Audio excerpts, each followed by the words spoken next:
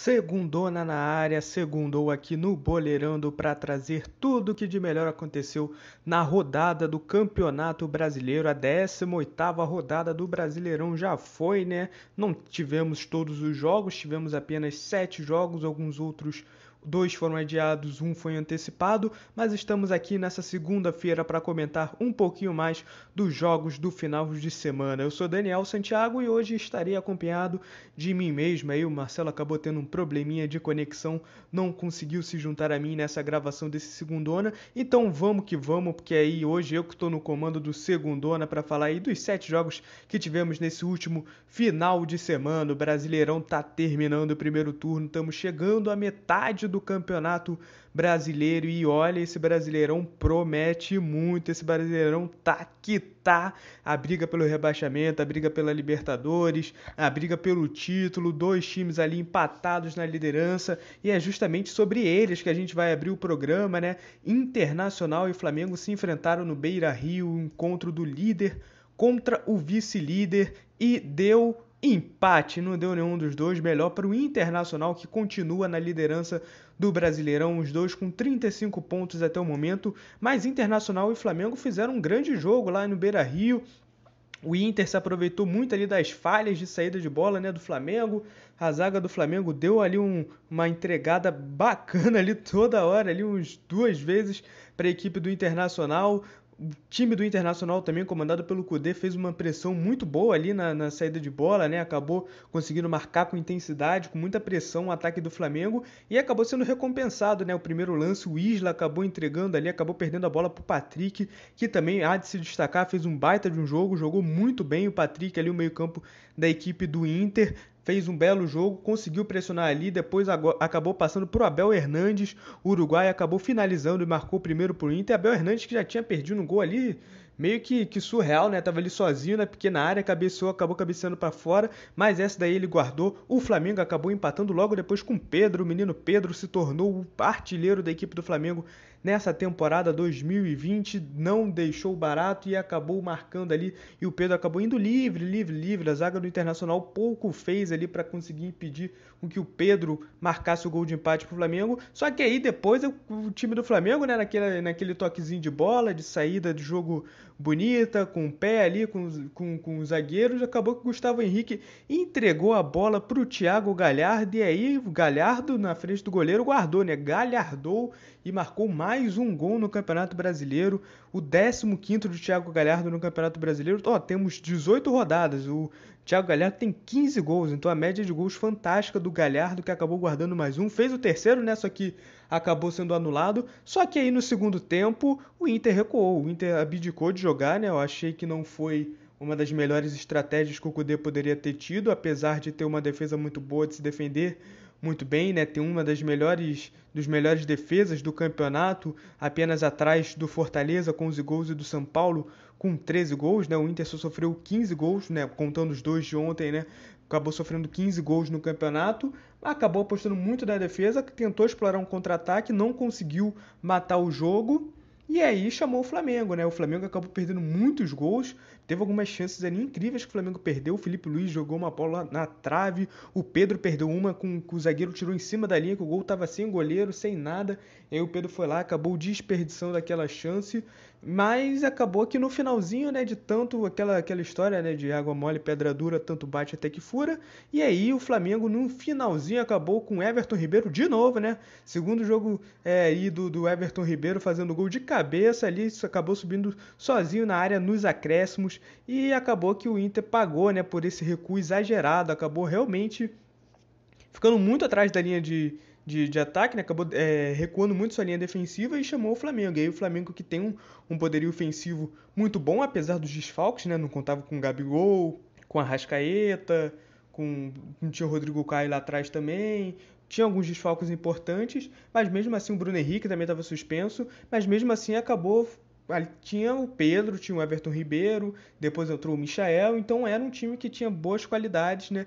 E acabou que o empate foi o resultado mais justo, até porque eu apostei em empate antes do jogo, então lá nos palpites da rodada eu falei que ia ser 2-2, cravei o resultado, então fiquei feliz com esse resultado aí. Mas foi um belo jogo aí, jogo com os dois líderes do campeonato e os dois líderes que têm campanhas idênticas, né? Ambos têm 18 jogos, 10 vitórias, 5 empates e 3 derrotas. Mas aí o Inter ganha no saldo de gols, né? Tem 15 de saldo de gol e o Flamengo tem 11. Mas tá aí os dois aí, pelo menos, continuam mais uma rodada aí na liderança. O Galo vem logo atrás ali com 32. Já a gente vai falar também desse tropeço do Galo. Mas, já que a gente está falando do G4, vamos continuar no G4, né? Porque tem novo integrante no G4, enquanto o São Paulo aí tem jogo adiado atrás de jogo adiado, o Fluminense se aproveitou, venceu o Santos no Maracanã e conseguiu uma vitória muito boa por 3-1 lá no Maracanã, gols de Lucas Claro, Nino e Marcos Paulo, o Marinho, né? Sempre ele, o Di Marinho acabou marcando para o Santos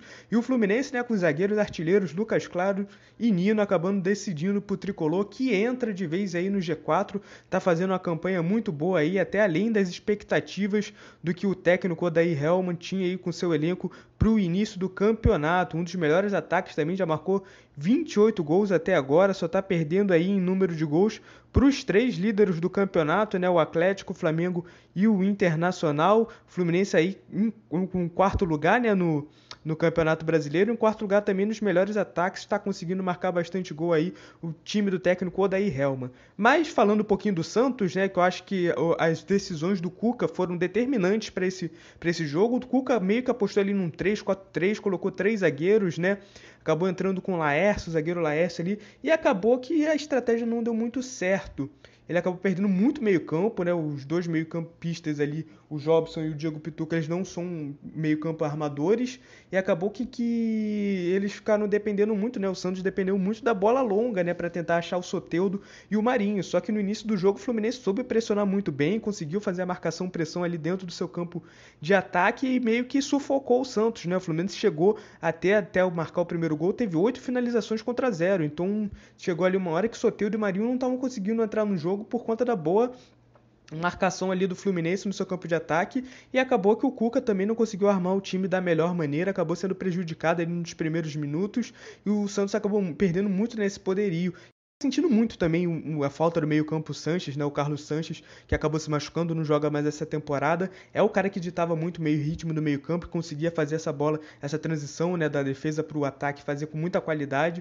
Acabou perdendo muito dessa qualidade e acabou tendo que depender muito dos dois laterais, né? Do Maddison e do Felipe Jonathan, que não conseguiam subir, né, com muita qualidade, né, no início do jogo, até que o Fluminense marcou o primeiro gol, né, com o Lucas Claro, mais um gol aí do zagueiro artilheiro, o 5º gol do Lucas Claro no ano, zagueirão aí voltando, né, chegou a ter Covid, né, quando voltou estava no banco, mas com a suspensão do Digão voltou para o time titular, conseguiu fazer mais um bom jogo aí, o Lucas Claro, que tem sido um dos destaques da zaga do Fluminense, um dos melhores zagueiros, inclusive, do Campeonato Brasileiro, e aí, só que logo depois do gol, o Santos conseguiu empatar, né, e aí foi quando o Maddison conseguiu subir muito bem ali, chegou na linha de fundo, se aproveitou que o Danilo Barcelos, lateral esquerdo do Fluminense, acabou saindo ali de campo para tratar uma lesão, conseguiu explorar ali o buraco, o Lucas Claro acabou saindo na marcação dele, acabou deixando o Marinho sozinho ali no meio da área, e o Marinho, já sabe, né, o Di Marinho ali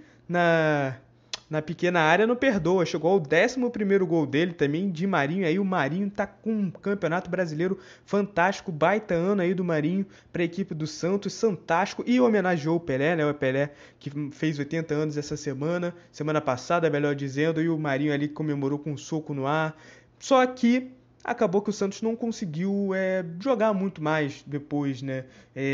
Pegou muito nas finalizações, errou muita finalização, só teve 2 finalizações no gol durante o jogo todo. O João Paulo, né, o goleiro, foi um dos grandes nomes da equipe do Peixe aí, mostrando até que o Fluminense imprimiu um bom volume de jogo ali no ataque, defendeu ali pelo menos umas 4 bolas muito difíceis, né? Teve um chute do Hudson de fora da área, teve vários lances ali que o Fluminense conseguiu chegar, que o João Paulo conseguiu realmente salvar a equipe do Santos, e aí quando o goleiro é um dos principais nomes da equipe, é porque tem alguma coisa errada. E aí no segundo tempo teve o gol do Fluminense, o Fluminense conseguiu marcar com o Nino logo no iniciozinho do segundo tempo, e aí o Santos começou a ensaiar a pressão, né? Não conseguia criar muitas chances, teve os 2 gols anulados, né?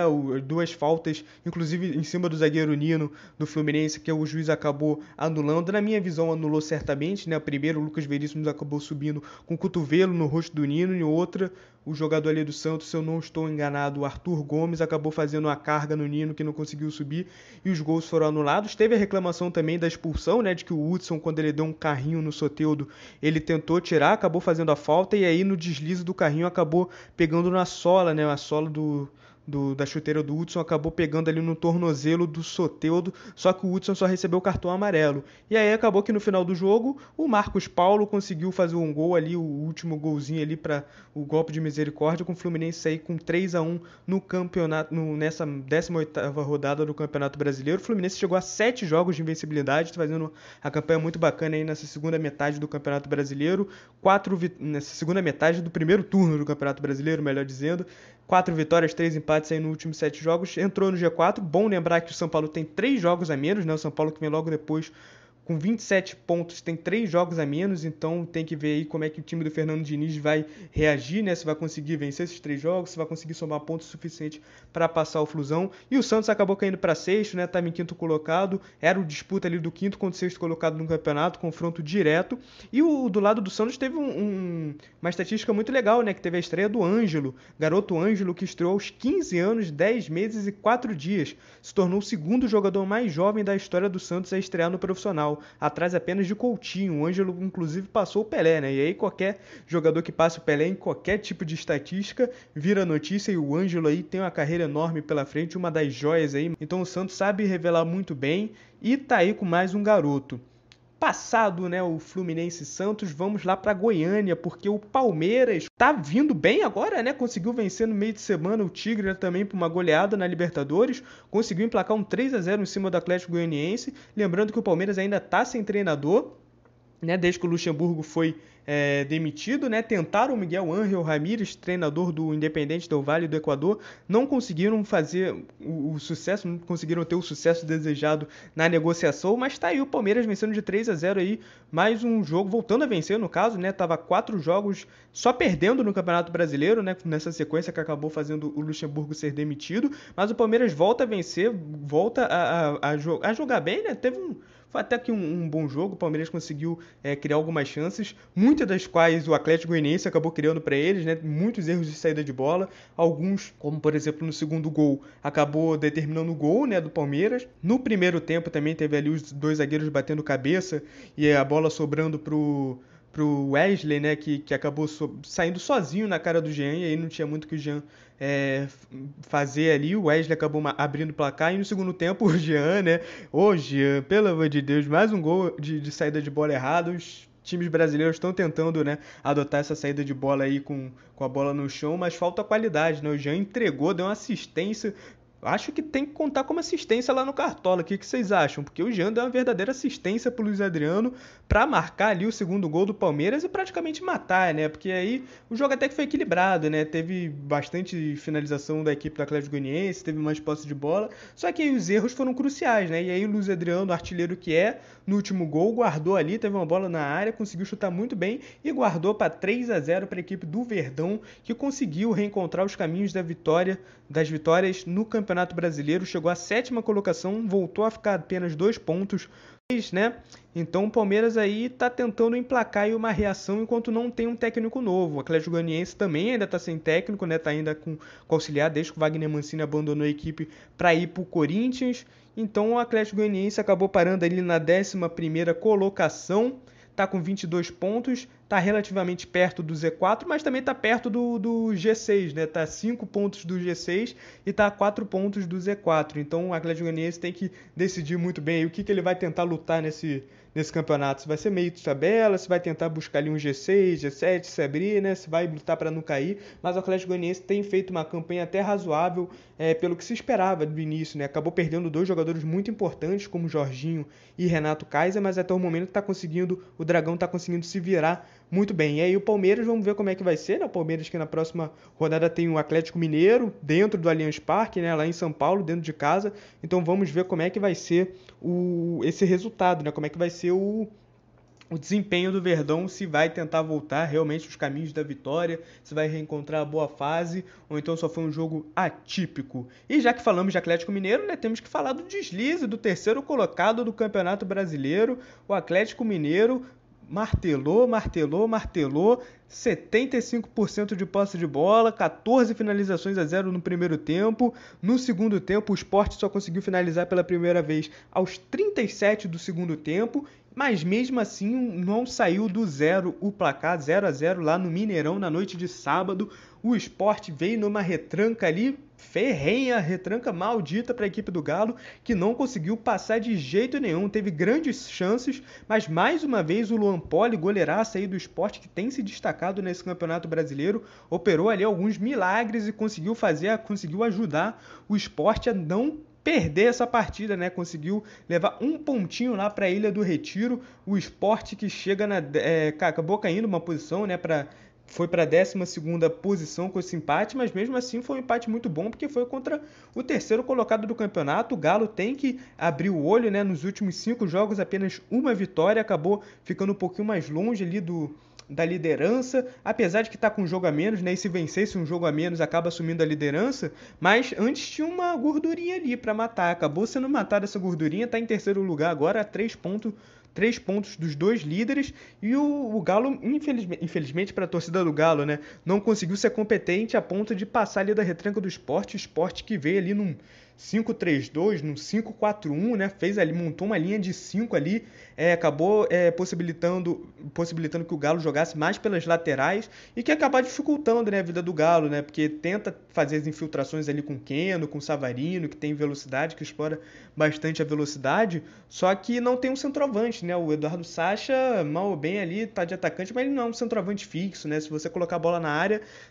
na frente dos zagueiros, ele não vai conseguir muita coisa, porque ele não é tão alto assim, né? Então, o Sport teve a estratégia muito bem montada, né? Conseguiu obrigar o Galo a jogar ali pelas laterais, com as subidas do Arana, né? Principalmente, o Arana muito participativo sempre nos jogos, fez um bom jogo também, só que o Galo não conseguiu marcar em cima do Leão, porque o Luan Poli fez belas defesas muito boas ali, e no final o Sport ainda tentou, né, conseguiu sair algumas vezes, tentou conseguir explorar no contra-ataque, né, quando o Galo se lançou para o ataque de vez ali, colocou todo mundo para atacar, e o Sport tentou contra-ataque, mas também foi o suficiente, né, o Galo que acabou parando aí na tabela, não consegue mais alcançar os líderes, o Sport que está tentando se encontrar no campeonato, vem de 4 derrotas seguidas, depois de outros 4 jogos muito bons que fez, então o Sport também, que nem o Atlético Goianiense, está tentando se encontrar no campeonato, está tentando ver o que vai lutar, né? Estamos chegando na metade do campeonato, os times meio que já tem que decidir logo. Foi um jogo até bacana para se ver, né? Aquele jogo que você fica na expectativa de, caramba, será que o Galo vai conseguir marcar?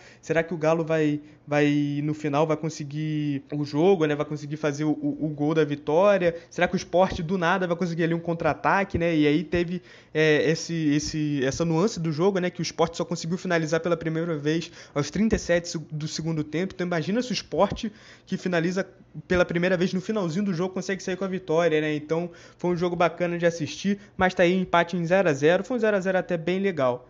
E no sábado também teve a vitória do Bragantino sobre o Goiás, 2-0 do time de Bragança Paulista em cima do Goiás, o Esmeraldino, que a cada rodada que passa está mais perto da segunda divisão. Eu já ouso aqui cravar que o Goiás não consegue escapar, porque tá tudo uma bagunça lá, desde a demissão do Thiago Largue com apenas 6 jogos, sendo que tinha conseguido emplacar uma sequência de 3 jogos sem perder, né? Demitiram o Largue, contrataram o Enderson Moreira, que até o momento não conseguiu jogar, não conseguiu ganhar, né, no comando do Goiás. O Goiás está com apenas 11 pontos, né, já está aí a 8 pontos de sair do Z4. Acho que o Goiás não escapa, mas o Bragantino não tem nada a ver com isso, está aproveitando uma boa fase, chegou a sua segunda vitória seguida, saiu de vez, né, do Z4, que tanto atormentava o time aí de São Paulo, acabou conseguindo sair, tendo esse resultado positivo, venceu com gols de Ítalo e de Claudinho, que tem jogado muita bola, é o artilheiro da equipe do Bragantino nesse campeonato, chegou ao seu 7º gol.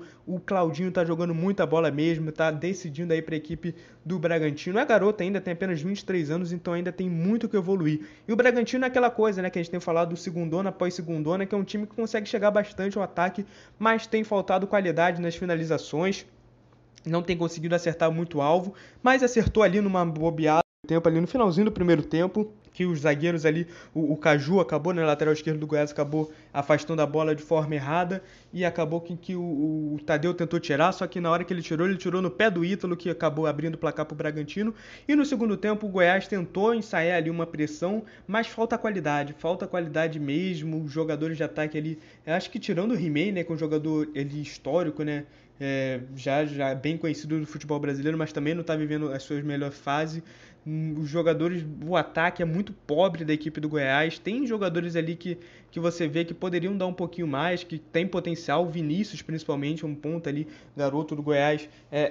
Você vê que ele tem um potencial, que ele sabe jogar, só que dentro do esquema de jogo não está conseguindo mostrar o seu melhor. E aí o Goiás acaba deixando muito a desejar. E aí num contra-ataque muito bem puxado, aqueles contra-ataques de Almanac, o Bragantino acabou matando o jogo com um golaço do Claudinho, né? Chegou o 7º gol, como eu falei, no Brasileirão, e ainda teve tempo de perder um pênalti, né? O Tadeu acabou pegando pênalti do Tony Anderson, o placar ia ser 3-0 pro Bragantino, ia me deixar feliz porque eu apostei em 3-0 pro Bragantino nos nossos palpites da rodada, só que aí acabou terminando 2-0 por um golzinho, eu não acertei aí mais um resultado. Só que aí o Bragantino saiu da zona de rebaixamento, chegou ao seu terceiro jogo sem perder, né? Ele vem de 2 vitórias seguidas, chegou a empatar aquele jogo fora de casa, né, contra o Flamengo, então tá aí numa boa fase. O Bragantino, comandado por Maurício Barbieri, tá tentando se encontrar no campeonato, tá tentando alçar voos maiores, até por conta do investimento que foi feito no início da temporada, e o Goiás está chegando a 8 jogos sem vitórias, com 5 derrotas aí nesse caminho. O Anderson Moreira ainda não conseguiu vencer. A última vitória do Goiás foi lá contra o Internacional, né? Quando escolheu vencer, ainda venceu um dos líderes do campeonato, mas tá aí o Goiás nessa saga para tentar sair do Z4, mas vai ser realmente muito difícil. Mas se a gente está falando de time que está ali bambeando no Z4, vamos falar de outro que acabou perdendo também, foi o Curitiba, né? E porque no sábado também teve mais um jogo muito bom, inclusive, né? Ceará 2, Curitiba 1, gols de Vinícius, o Vina, mais um gol, grande campeonato que vem fazendo o Vina, o amigo do Marcelo, e o gol do Eduardo, lateral direito. E foi de virada, né? Porque o Rodrigo Muniz, do Curitiba, marcou seu primeiro gol pela equipe do Coxa no primeiro tempo, logo no iniciozinho do jogo também. Erro de saída de bola, o Eduardo Brock ali acabou se atrapalhando, acabou perdendo a bola, deixou a bola nos pés do Rodrigo Muniz, que não perdoou e acabou marcando para o Coxa. Só que aí o Ceará conseguiu um empate logo depois, né? Uma bela jogada do Léo Chu.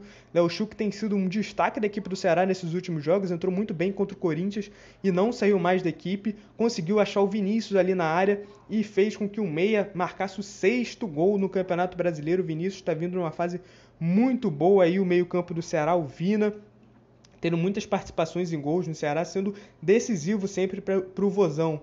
E o Ceará, né, que acabou tava vindo de ressaca, né? Acabou perdendo o Campeonato Cearense por Fortaleza no meio de semana, mas fez um belo jogo ali no segundo tempo, conseguiu virar logo no iniciozinho do jogo, no segundo tempo, né? Com um belo gol ali do Eduardo, né? O Kleber subiu mais que todo mundo, acertou a trave e no rebote o Eduardo acabou fazendo o belo gol ali, um chute ali, um chutaço dentro da pequena área que ele deu. O Coxa tentou criar algumas chances, né? Teve algumas chances perigosas, mas assim como o Goiás, falta qualidade no ataque, né? E a parte ofensiva do Curitiba deixa muito a desejar, mesmo com a chegada do Ricardo Oliveira, né? Que foi um dos que perdeu uma das grandes chances do jogo, né? Acabou fazendo com que o Curitiba não conseguisse algo a mais, né? Falta finalização, falta criação de jogadas e acabou sobrando pro Jorginho, né? O treinador Jorginho chegou aí na 6ª rodada, acabou sendo demitido no comando do Coxa nessa outra passagem, né? Ele comandou o Curitiba ano passado, conseguiu subir com o Coxa para a primeira divisão,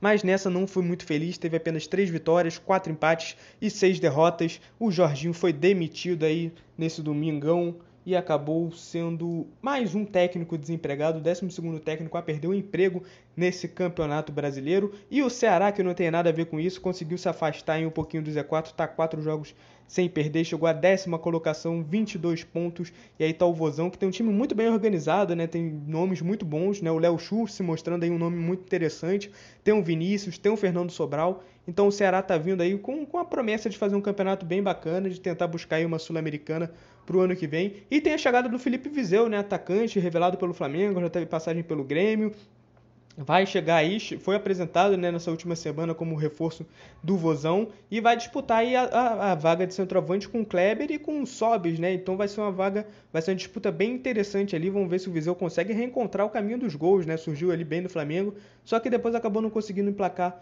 uma boa sequência. Então tá aí Ceará vencendo a equipe do Coritiba. E vamos para o último jogo aí da nossa rodada, né? O Grêmio acabou vencendo a equipe do Atlético Paranaense, né? E não tem muito o que comentar, né? Porque fazer um comentário mais sobre os times em geral, né? Porque foi o Grêmio vencendo o Atlético Paranaense por 2-1, só que esse jogo não teve transmissão, né? O Atlético Paranaense que não tem contrato com a Globo, com o Premiere, no caso, né, com o pacote, né, de TV por assinatura, não, desculpa, o pacote de pay-per-view, né, não assinou com o Premiere, só tem um contrato com o Esporte Interativo, né, na TV fechada, e aí só tem um contrato com a Globo na TV aberta, o jogo não passou na TV aberta, também não passou na TV fechada, né, porque o Grêmio não tem contrato com o Esporte Interativo, e aí foi um jogo fantasma, e quem viu, viu, quem não viu, uma pena. Mas a equipe do Atlético Paranaense perdeu mais uma, se isolou lá na zona de rebaixamento, mais uma rodada que a equipe do Furacão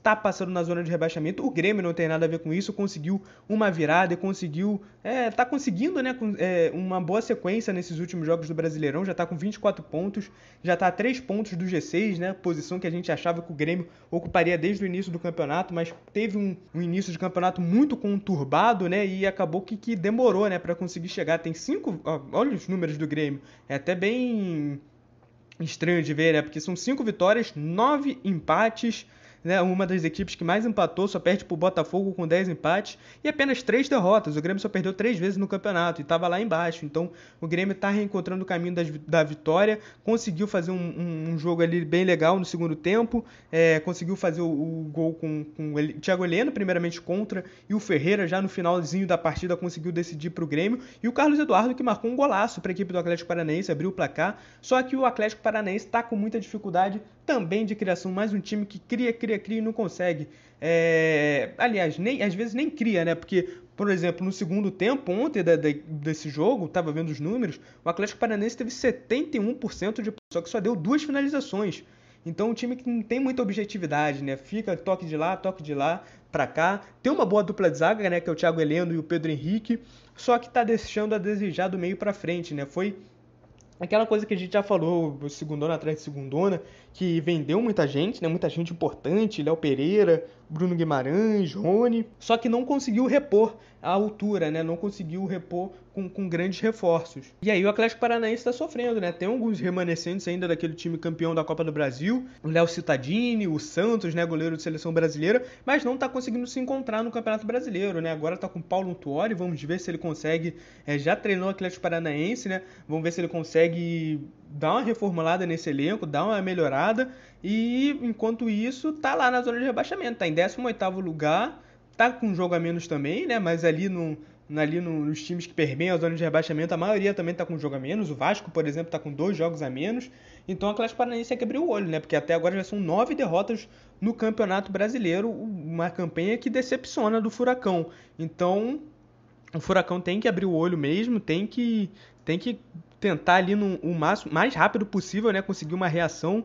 Vai fechar aí o primeiro turno, né? Fechar no caso não, né, porque ainda falta um jogo para ele, mas vai fechar contra o Sport fora de casa e conseguir realmente tentar essa virada de chave, né, para esse segundo turno, porque o Furacão, que vem de ótimas campanhas no Campeonato Brasileiro nos últimos anos, campeão da Sul-Americana em 2018, atual campeão da Copa do Brasil, vai ser difícil, né, se cair de divisão, né? Demorou tanto para conseguir chegar nesse hall dos grandes times brasileiros, né? Conseguiu 2 títulos muito significativos nos últimos anos, mas está perigando aí para cair para a segunda divisão, então tem que abrir o olho. O Grêmio, né? O Grêmio que a gente já conhece dos últimos anos, que nunca foca no Brasileirão, conseguiu aí vencer, está muito desfalcado também, né? Um time que perdeu grandes jogadores, perdeu o Everton Cebolinha, que era o principal jogador do seu time, então tá sentindo muita falta realmente do Everton Cebolinha. O PP tá aí, tá tentando corresponder, mas também uma andorinha só não faz verão, né? Precisava também dessa montagem de elenco melhor que o Grêmio faz. Assim, eu acho que Grêmio e Atlético Paranaense, eles são muito parecidos. São clubes que vendem muito bem seus jogadores, mas que não estão conseguindo repor a altura, né? O Grêmio há anos que já vem vendendo jogadores por um bom preço, o Pedro Rocha, o Arthur, o Luan esse ano também, teve o Everton Cebolinha. É um time que tem conseguindo equacionar dívidas, assim como o Atlético Paranaense, só que não está conseguindo reinvestir no elenco de forma satisfatória. E aí está deixando a desejar para os seus torcedores, né? O Atlético Paranaense é mais atual, né? Esse problema é mais desse ano, mas o Grêmio aí já vem de alguns anos, né? Desde que conquistou a Libertadores em 2017, não consegue mais brigar pelos títulos, não consegue disputar o Brasileirão, né? Sempre abandona o Brasileirão para focar nos mata-matas. Só que aí nos mata-matas também não estou conseguindo, né? Foi eliminado da Copa do Brasil, foi eliminado da Libertadores nos últimos anos, e aí teve aquele jogo do 5-1, do 5-0 do Flamengo ano passado, né? E aí o Grêmio está tentando se reencontrar, está tentando chegar ali com bons nomes da base, né? Já tem aí além do PP, tem o Isaac, tem o Jean-Pierre também, o Matheus Henrique, só que tá tentando. E esses foram os jogos da rodada, né? Temos agora o nosso momento ok, que é aquele momento que você conhece e já adora também. Momento ok de hoje fica pela troca de farpas ali, pela pequena confusão que estava tendo no jogo entre Internacional e Flamengo, os dois técnicos, né? O Kudê e o Domi acabaram os dois discutindo, só que depois acabaram se cumprimentando no final do jogo. Foi aquela discussão mais de jogo, mas teve ali a saída de jogo também. O Marcos Braz, né, diretor do Flamengo, reclamando muito da arbitragem por conta ali de um possível pênalti que o juiz não viu, que o VAR também não revisou, que seria uma bola que teria batido a mão no Heitor. A minha visão é de que bateu na coxa do Heitor e depois foi direto na cara do Lindoso, não chegou a bater na mão do Heitor, pelo menos pela câmera que eu vi, só que só teve uma câmera que passou esse lance, né? Então fica um lance muito dúbio, mas a minha interpretação é de que a bola bateu na coxa do Heitor e foi direto na cara do Lindoso. Mas o Marcos Braz depois veio reclamar em rede social, ficou bem furioso. A galera do Inter também ficou muito furiosa com o tempo de acréscimo, foram 7 minutos de acréscimo. Não que fosse fazer muita diferença, porque o gol do Flamengo saiu ali com os 49, né? Então se fosse 4 minutos, se fosse 5 minutos de acréscimo, ainda teria saído o gol do Flamengo, né? Mas a galera do Inter ficou na bronca por conta do período de acréscimo. E o nosso momento ok foi essa troca de farpas ali, que Kudê e Domi, né? Os dois falando espanhol, os dois discutindo ali espanhol. Só que rapidamente eles se entenderam ali, né? Acabou que o fair play acabou sendo um pouquinho mais... falou um pouquinho mais alto do que a confusão, né? Infelizmente, porque aqui a gente gosta de uma treta, a gente gosta mesmo do momento ok, cheio de confusão, mas tá aí o nosso momento ok da rodada. Os palpites, você já sabe, estão lá nas nossas redes sociais, então para você ver os nossos palpites para a próxima rodada do Brasileirão, a gente vai mostrar lá nas redes sociais durante a semana. Eu lembro que eu acertei 2 placares essa rodada aqui, eu acertei o Internacional e Flamengo 2-2 e acertei que a equipe do Ceará ia ganhar do Curitiba por 2-1, né? Teve alguns outros resultados que eu quase acertei, né? Porque o Bragantino eu falei que ia vencer por 3-0, venceu por 2-0. E aí o resto eu acabei errando, mas as vitórias a gente não conta, só as vitórias, né? Mas tá sendo iniciado o fim do Segundona de hoje. Muito obrigado por ter ouvido hoje, né? Nesse Segundona solo. Infelizmente, Marcelo não conseguiu participar, mas na próxima, no nosso podcast Boleirão do quinta-feira, no ar já vai estar ele sim. No próximo Segundona, vocês fiquem ligados, porque no próximo Segundona, final de turno, final do primeiro turno, será o Segundona especial de retrospectiva desse primeiro turno do Campeonato Brasileiro. Fiquem atentos às nossas redes sociais, você que está nos ouvindo no Spotify, no YouTube, vê aqui na descrição, pega os links das nossas redes sociais, não deixa de se inscrever no nosso canal, de dar like, de aproveitar aí nossas redes sociais, de bastante conteúdo lá para vocês. E é isso, galera, por hoje é só, até a próxima, valeu!